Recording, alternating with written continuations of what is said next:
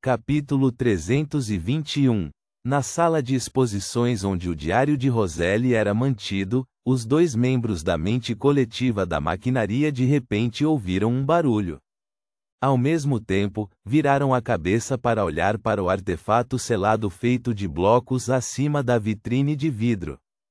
Dentro da maquete reduzida do primeiro andar do museu, havia um ponto cinza que piscava constantemente. Há um objeto sem vida no banheiro mais próximo. Um dos membros da equipe fez um julgamento definitivo. O outro membro da equipe relaxou um pouco, franziu a testa e disse em tom de adivinhação: uma folha morta trazida pelo vento. É possível. O membro da equipe que falou primeiro assentiu. Vamos esperar os seguranças passarem, vamos mandar eles verificarem e confirmarem a situação. O capitão nos disse para ficar aqui e não sair, aconteça o que acontecer, especialmente não sozinhos. No caso de uma emergência urgente, eles poderiam evacuar com o caderno de Roselli. Tudo bem, seu companheiro não fez nenhuma objeção à sua sugestão. Reticências. Na área de escritórios no segundo andar do museu, Klein era como um fantasma flutuante, passando por uma parede após a outra e voando diretamente acima do escritório restaurado. No entanto, não voou muito rápido. Em vez disso, continuou a sentir a faísca de fogo abaixo e manteve o controle da distância. Quando a distância em linha reta atingiu quase 30 metros, ergueu a mão direita ilusória e translúcida e estalou os dedos silenciosamente. No banheiro do primeiro andar, a caixa de fósforos explodiu com um estrondo suave. Então, uma chama escarlate saltou e incendiou uma toalha de papel, um vaso de plantas e a porta de madeira. As chamas ainda não se espalharam, mas foi chocante o suficiente. O pessoal de segurança próximo que ouviu o barulho imediatamente correu. No salão de exposições que monitorava toda a situação no primeiro andar, os dois membros da mente coletiva da maquinaria também viram as chamas no artefato selado simultaneamente, e inconscientemente, queriam correr para lá. Esta não foi apenas uma tentativa de apagar o fogo, mas eles também estavam preparados para capturar o encrenqueiro. Mas no momento em que deram 2 passos, pararam, lembrando-se das ordens de seu capitão. Não saiam desta sala de exposições, não saiam de perto do caderno de Roselli, independente da situação. Eles se entreolharam. Depois olharam com cautela para as 2 entradas do corredor antes de sacar silenciosamente suas próprias armas Beyonder. Como Beyonders da Igreja do Deus do Vapor e da Maquinaria, nunca faltaram equipamentos. Reticências. Neste momento, Max Livermore patrulhava as várias salas de exposições do primeiro andar com uma lanterna na mão. Ele também percebeu a comoção e, sem pensar, correu em direção ao salão de exposições onde estava o caderno de Roselli. A prioridade para garantir a segurança dos itens era maior do que capturar o intruso. Além disso, Max acreditava que não importava quais fossem as intenções da outra parte, desde que entrassem no primeiro andar do museu e entrassem em qualquer um dos corredores, estariam sob o efeito do artefato selado, e não seria fácil sair tão facilmente. Se não houvesse ajuda externa, o infiltrado ficaria preso lá dentro. Mesmo que o intruso tivesse um ajudante, ainda levaria um bom tempo para se livrar dos efeitos. Ao entrar, você será como uma presa que caiu em uma armadilha. Max Livermore correu em alta velocidade. Depois de passar por muitas salas de exposição, ele finalmente viu as silhuetas de seus 2 companheiros. Naquele momento, Klein, que estava no segundo andar do museu, já havia passado pelas portas e paredes conforme o layout em sua memória. Ele havia chegado logo acima do escritório restaurado. Ele não tinha pressa em realizar nenhuma ação de acompanhamento. Em vez disso, primeiro olhou para baixo. Como o chão de pedra era relativamente espesso, Klein não conseguiu confirmar vagamente se havia alguma aura ou emoção sob ele. Só conseguiu abrir bem os braços, cair para a frente e deitar-se silenciosamente no chão. Sua figura ilusória e transparente rapidamente desapareceu no chão. Reticências. No lustre de cristal pendurado no teto do primeiro andar, um rosto humano levemente perceptível apareceu de repente. O estranho rosto olhava para o salão de exposições, seus olhos em constante movimento, observando a paisagem de cada canto da área. Não há Beyonders ou pessoal de segurança. Resmungando para si mesmo, Klein penetrou no teto e desceu na frente da mesa de Roselle coberta de vidro.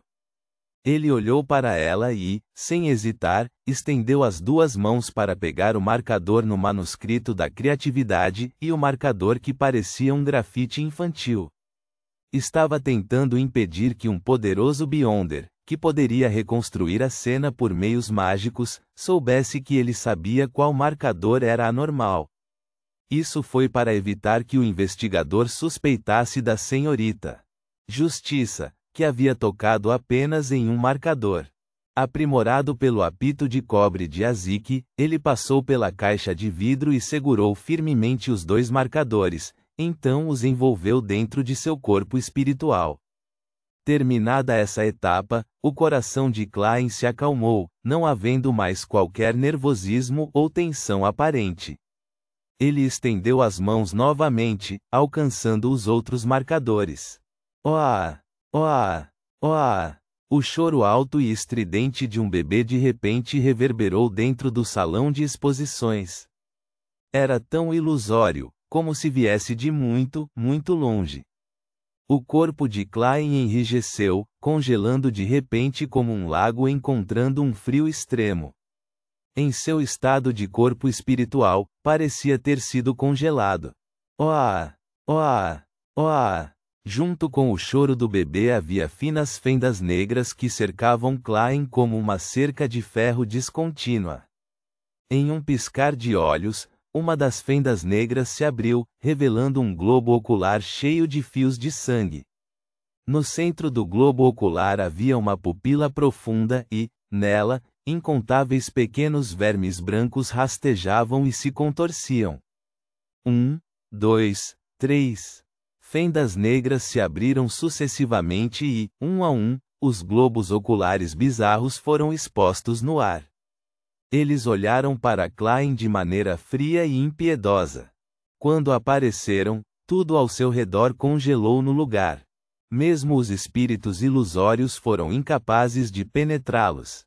Tornou-se até difícil para Klein sentir a existência do mundo espiritual. Ele achou difícil ver as figuras translúcidas que estavam localizadas infinitamente no alto. Achou difícil ver as diferentes cores, os esplendores lustrosos que continham vários tipos de conhecimento. "Por que você só pegou os marcadores?" Uma voz feminina suave, mas sem emoção, entrou no ouvido de Klein. Ele congelou no local e viu uma estante alta, dividida em 2 níveis. O nível superior chegava quase ao teto, com uma escada e um corredor que rodeava inúmeros livros. No topo da escada estava sentada uma figura envolta pela escuridão. Os pés da figura, que calçavam botas de couro preto, pendiam da escada de madeira suspensa no ar. Na verdade, eu não senti a existência dela. Ela é alguma potência da mente coletiva da maquinaria? Não. Ela pode ser uma Beyonder de alta sequência. Klein não respondeu. Em vez disso, ele estreitou os olhos. "Por que você só pegou os marcadores? Onde você aprendeu a levar apenas os marcadores?" A figura perguntou mais uma vez. A gentileza tinha um toque de severidade, e os globos oculares injetados ao redor dela se arregalaram rapidamente, como se quisessem ocupar todo o espaço. Antes que ela pudesse terminar a frase, Klein revelou um largo sorriso no rosto. Sua figura ilusória, quase translúcida, desapareceu instantaneamente, deixando seu paradeiro desconhecido. Até o apito de cobre de Azik e os 2 marcadores que estavam embrulhados em seu corpo espiritual haviam desaparecido. Reticências. Acima da névoa cinza, dentro do majestoso palácio antigo. A figura de Klein apareceu de repente no topo da longa mesa manchada. Ele se recostou na cadeira e disse com uma risada: "Felizmente, eu estava preparado." O estado de seu corpo espiritual não fazia parte de seus poderes de Beyonder. Não se originou da transformação entre seu corpo físico e corpo espiritual. Este foi o resultado de ele convocar a si mesmo e responder ao seu ritual. E o poder desse ritual veio do espaço misterioso acima da névoa cinza. Decorreu de sua natureza especial. Portanto, enquanto Klein conseguisse, nem precisaria tentar escapar. Ao terminar a convocação diretamente, ele seria capaz de retornar à névoa cinza e, a partir daqui, retornar instantaneamente ao seu corpo físico no mundo real. Como o espaço acima da névoa cinza poderia bloquear o poder de divindades como o eterno sol ardente e o verdadeiro Criador, Klein acreditava que, sem a interferência das divindades, a invocação não seria interrompida. Contanto que o inimigo não matasse seu corpo espiritual ou o deixasse instantaneamente inconsciente, Klein tinha confiança para escapar. Essa também era a razão pela qual não queria se tornar um corpo espiritual e ainda fazer uma longa caminhada até o museu. Quanto mais tempo gasto, adicionaria ainda mais variáveis. Reticências. Enquanto o luar carmesim fraco e escuro brilhava pela janela, a mulher sentada no topo da escada entre as estantes olhou para a mesa em silêncio. Ela olhou para o local onde Klein estivera. Os gritos circundantes do bebê e os globos oculares desapareceram um após o outro. Após um período de tempo desconhecido, o topo da escada de repente ficou vazio, como se ninguém nunca tivesse estado lá antes. No salão de exposições que abrigava o diário de Roselle, Max Livermore disse aos 2 membros de sua equipe: "Observem bem este lugar. Vou encontrar o infiltrado. Ele ainda deve estar preso em algum lugar no primeiro andar pelo poder do artefato selado." Enquanto falava, ele olhou para o artefato selado, o modelo do primeiro andar do museu, na tentativa de encontrar o ponto vermelho que representava o infiltrado e bloquear a localização dessa pessoa. No entanto, não importava como ele olhasse e contasse, algo não parecia certo. O número de pessoas não tinha aumentado. Isso, Max Livermore congelou onde estava. Reticências. Avenida do Rei, número 18, no depósito de um certo comerciante rico. Os olhos de Klein se iluminaram novamente e os cantos de sua boca se curvaram. Ele deixou os marcadores e o apito de cobre de Azik acima da névoa cinza e não perdeu tempo voltando para seu corpo. Depois de apagar as velas e encerrar o ritual, Klein limpou a cena. Usou um medicamento especialmente preparado para neutralizar o cheiro do pó da noite sagrada e dos óleos essenciais do ritual. Depois de fazer tudo isso, dissipou a parede da espiritualidade, permitindo que o vento levasse os vestígios restantes. Em seguida, pegou sua chave mestra, planejando passar por prédios antes de pegar uma carruagem alugada para longe. Usando sua bengala para determinar sua direção para evitar se perder e voltar para o Museu Real ou para uma catedral específica, Klein partiu em um ritmo acelerado, abrindo as paredes e portas que estavam em seu caminho com a chave mestra. Depois de caminhar em linha reta por um tempo, de repente sentiu que era incapaz de determinar sua posição. Mais 2 prédios e estarei fora. Se não estiver mais na Avenida do Rei, alugo uma carruagem ou faço outra adivinhação? Vou estudar imediatamente a carta da blasfêmia assim que chegar em casa. Klein rapidamente se decidiu. Ele colocou a chave de latão que tinha um formato simples contra a parede e a torceu suavemente. À medida que as ondulações informes se espalhavam, ele chegou a um prédio vizinho dos terraços. Neste momento, seu nariz se contorceu ao sentir um forte cheiro de sangue. Um forte cheiro de sangue. Klein franziu a testa. Ele olhou para cima e viu uma mulher deitada na sala à sua frente.